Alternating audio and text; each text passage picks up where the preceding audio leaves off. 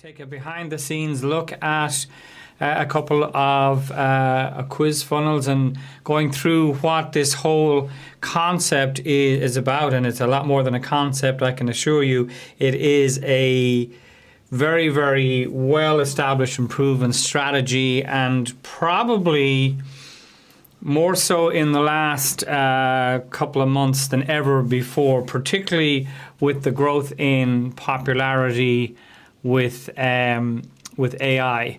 And this is, you can use AI, of course, to build your quiz, but the difference between this and AI is essentially people getting a personalized set of results based on their answers from an expert, which is a lot better than some of the generic advice we might sometimes get from AI. So very quickly, and some of you have been on other sessions in the last couple of days, and there's more this week and going into the future, because I really want to help you build out a lead generating strategy, getting it started between now and the end of the year, early into the new year, so that you can have a very, very, very, very good strategy for list and lead generation into 2026. So essentially, just for context, we may have been doing lead magnets for many years, probably decades at this stage, in the form of a free guide, a checklist, a webinar, and so on and so forth. And they tend to be very much a one size fits all, and we've talked about that over the last couple of days. So really, while they can be useful, they've kind of lost their place in the world a little bit, because there's just so much information out there, albeit good information, that we tend to be a bit overloaded, and it's very hard to get personalized advice without paying for it, and that's why this is such a powerful strategy to set up a quiz funnel. So there was the golden age of lead magnets where we would attract people into the funnel, and there was a little bit of novelty to it, and people were getting free advice and so on and so forth, and then it became almost a victim of its own success, where they kind of lost, as I said, meaning, and people could get these lead magnets, everywhere and anywhere. And unfortunately, they started to go into a folder with other PDFs, or saved into a folder of other videos that we've been meaning to watch and read and implement, and we just never really got as far as it. So we're kind of gone from the golden age of lead magnets into I guess what you could call the saturation era of lead magnets, and that's what we want to get out of. So really the challenge with your traditional lead magnet, if we want to call it that, is that it tends to be a one size fits all, and that doesn't really work. So we need to come up with a better strategy that's more engaging, that gives people meaningful results based on where they're at. And a big part of having a quiz funnel, also known as an assessment or indeed a scorecard, the big attraction is that people get personalized results and advice based on where they're at, not where you think they're at or where you'd like to believe they're at, or you might even be wondering where they're at. And that is what we're talking about. And Madeline says that she has that folder potentially of PDFs and videos on the someday maybe we might get to them list of things to read and do. So that is what we're looking to avoid here. So really what you're looking to do with your quiz and your assessment, whatever terminology you want to call, is really work on this well-proven blueprint where we want to talk to people and meet them where they're at in their current reality, okay? And we want to get to know about their desired reality. And more importantly, then, we want to get to know about the obstacles that is stopping them getting to their desired reality. So the current reality might be they have a few pounds to lose. Their desired reality is they want to lose those couple of extra pounds that they might have put on over Thanksgiving, which is coming up for everybody in the US. Steve and I will have our own Irish Thanksgiving in celebration of that. So we want to talk then about the obstacles, because, it's not rocket science. People say if you want to lose weight, eat less and move more, which is kind of harsh in a way. So what are the obstacles? The knowing-doing gap. And that really creates the tension where people want to buy and you want to just meet them where they're at and address these obstacles. So that's what your quiz, your assessment, your scorecard allows you to do. So, for example, if people want financial freedom because their current reality is stress, no free time, stuck in a rut, etc., then if they could get there, they wouldn't need you. So there must be obstacles. And they really want to kind of, again, fill that knowing-doing gap. They might even know what to do, they're just not getting around to doing it, or it might be a mindset, it might be a skill set, it might be a combination of both.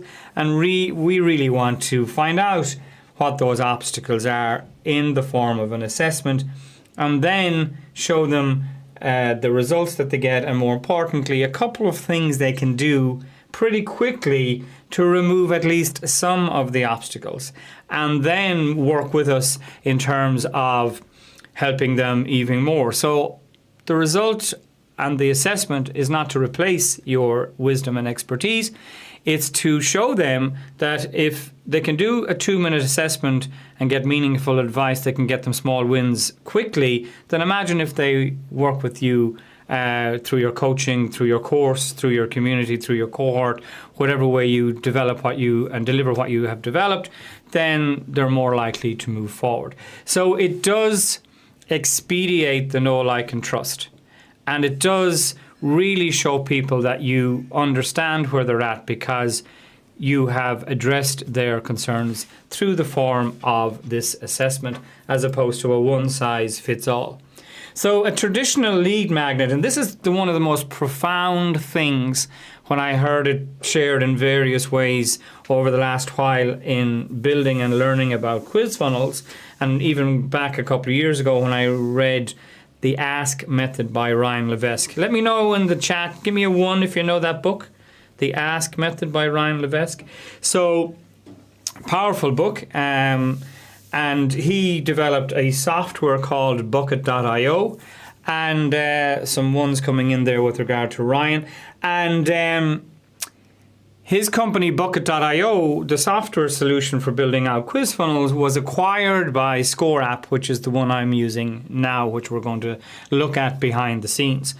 And one of the most profound things that all these quiz experts have shared is that, and it's a very good summary, is that a lead magnet gets you contact information, but a quiz gets you connection information. And what we mean by that is a lead magnet essentially gets a name and email. And while valuable, it's kind of lost its value because it's not enough anymore to have a name and email, because people are getting emails from all over the place. However, if you have connection information and the email is specific to the person where they are on their journey, then it's a whole other proposition. It's like that saying that an ad is an interruption until it's relevant. Then it becomes information.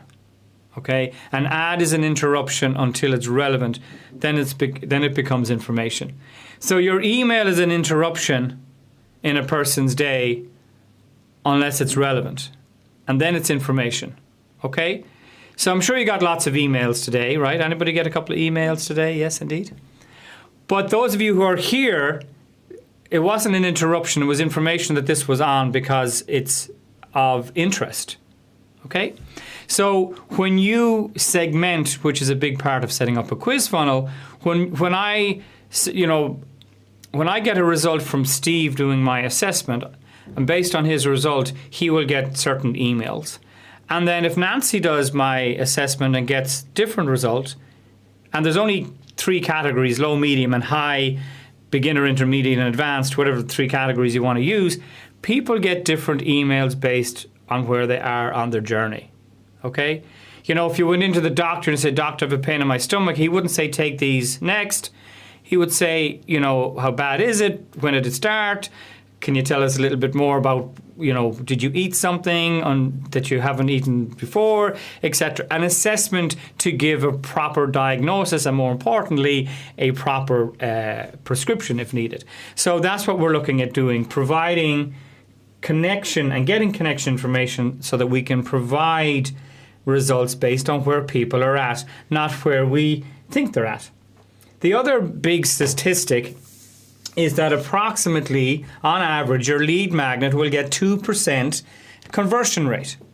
And I don't mean that they'll buy 2%, so 2 people in 100 that come to your website, about 2 in 100 will get your lead magnet, your PDF, your checklist, a little mini course, whatever it might be.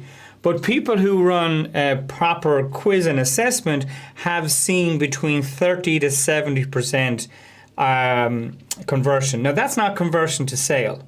Let's be clear.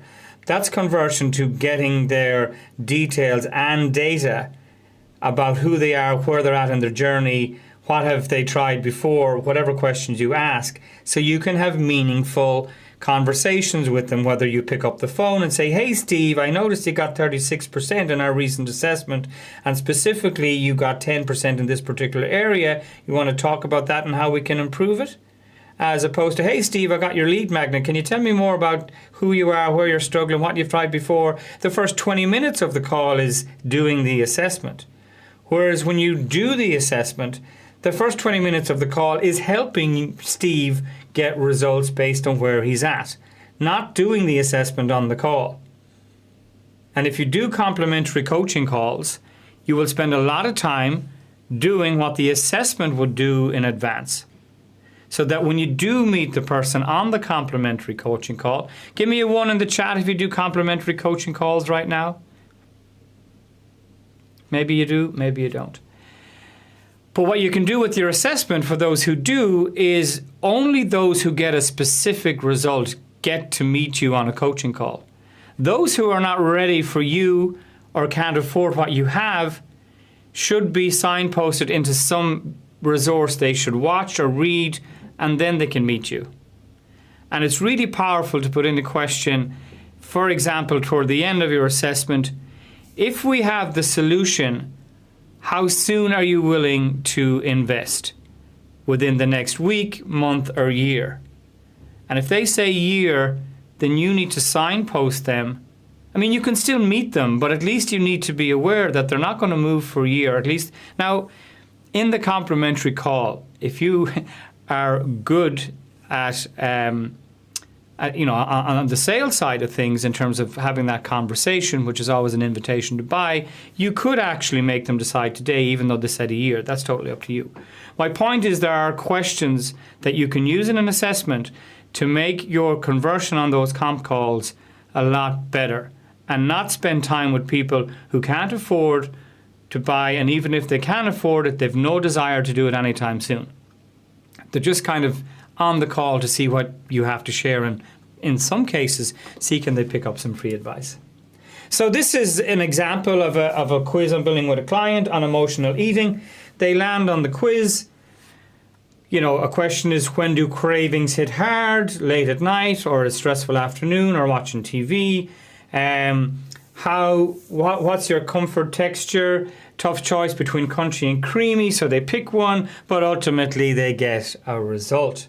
They get a result based on their answers, which is the key part. Okay? So ultimately, as we get into how it's built out with Score App, which is my preferred choice, it's not the only choice in town, but it's the one I've gone for because I love lots of things about it. But just for recap for your notes, you want to figure out with the assessment what the person has right now and do not want. This might include frustrations, inefficiencies, things that feel slow, messy, or unreliable, day-to-day challenges they're tired of dealing with. So ultimately, when someone describes their current reality clearly, they become aware of the cost in money, stress, energy, time, etc., of staying where they are. They have a desired reality, what the person wants and does not have. So their current reality is what do they have that they don't want, and the desired is what do they want that they don't have. A nice clear distinction, and that's the foundation of a good quiz. So this includes what better looks like, what they'd love to achieve in the next 30 to 90 days or less, the result that would make the biggest positive difference, what success feels like. So you really are painting the picture. It's called future pacing, okay? A future pacing, really, really powerful way to get people to move towards the result that they want and the action that you want them to take. And a great way to do future pacing is to start a sentence with the word imagine. Kind of like John Lennon, imagine all. Anyway, I digress. So start your sentence with imagine, and then you'll have great statements that are future pacing. So when this picture becomes vivid, motivation increases because they can see a better version of themselves or their business. And more importantly, you're going to show them that even if they've tried other things, which is a great question to put into your quiz, if you know 4 or 5 things that people typically would have tried before, you can ask that question. Okay, have you tried X, Y, or Z? Or in fact, you could have multiple select. Pick more than one. Have you tried A, B, C, D, or E, or pick as many as you've tried before? And that gives you great insight into the fact that they might not be willing to invest anymore because they've tried a bunch of solutions in the past. Or at least you can position what you do in a way that is not what they've done in the past. Okay? And then the obstacles is a key part as well. So what they believe is blocking them. Okay, and that can include what they've tried before, like I just mentioned, the fears about doing it wrong, assumptions or misconceptions. You'd be really surprised with some misconceptions people have about what you do. Okay, what I do, what you do, what any coach, consultant, trainer, expert does. And then the time, the energy. Oh, do I have the time to do this? Have I the energy? Have I the technical ability? Have I resources? Some people say to me, God, I wish I could present like that, but it looks very technical. And I said, I can show you in about 15 minutes how to do it with free software, and then you can add all the other things in time. But to be able to bring in your slides like that with the press of a button, I can show you in less than 15 minutes. So, people have a lot of misconceptions about stuff. So people rarely take action if they think the same obstacles, and you need to remove those obstacles, okay? So we're just going to pop into how this is done technically. If there's a question, please pop it into the chat, raise your hand, hit the buzzer, whatever it takes. Please let me know if you have a question. Okay? I'm keeping a close eye on the chat as well as 2 other screens. So let's look at the Scorecard app. So, yes, Steve. Are you raise your hand or no? No, I thought you raised your hand. Apologies. So this is, you're just resting your, I understand. So this is a Score app behind the scenes, and the first thing you can do is create a nice landing page for your quiz. Okay, so if we preview this landing page, it has templates like all good software, and you create a very compelling question to kick people off. And what Daniel Priestley, who has developed Score app, 2 templates he suggests, and there are others, but 2 great ones to start is either, are you ready to do X, or are you frustrated with Y? So, for example, are you frustrated with online presentations that don't convert? Is the frustrated angle.